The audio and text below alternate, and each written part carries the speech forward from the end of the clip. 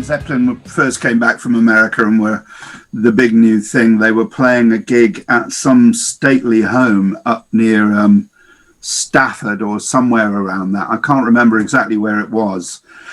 And it was inside, it was like a baronial hall, and then Zeppelin were playing there, loads of local fans, and the family on the minstrels gallery all around there.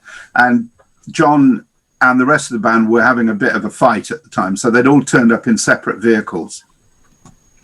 John was wearing his black and white checked suit and a huge red bow tie, oversized bow tie, and a bowler hat, and played the gig, and they did the gig, and that was all fine. And the whole Bonham family had gone because it wasn't too far from home.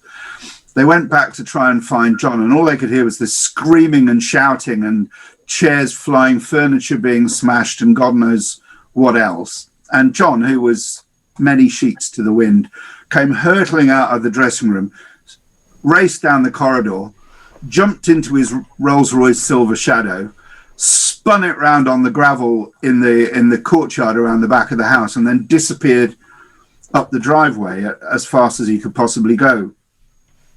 People tried to chase after him, but they couldn't find him. About 3 o'clock in the morning, they got a phone call once they'd got back home to Cutnall Green. And it was John in a phone box saying, "Could someone come and get me, please?" And I said, "Where are you?" And he was most of the way to Liverpool.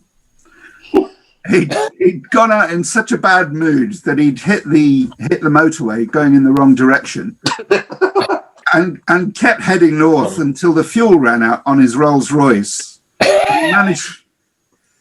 He managed to pull into a lorry park, and up on the side on a little side road just off the motorway, and realized he was wearing his stage clothes still and didn't have a penny on him.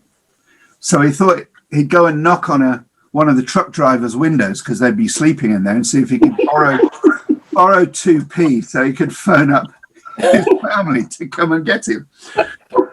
So he goes around and he knocks on the window of this truck with all the curtains closed on it, and this bleary-eyed truck driver opens the curtains and sees this huge drunken maniac with long hair and a long black beard, dressed in a black and white checked suit with a big bow tie and a bowler hat, and screamed, started up his engine, and hurtled out of the car park as fast as possible.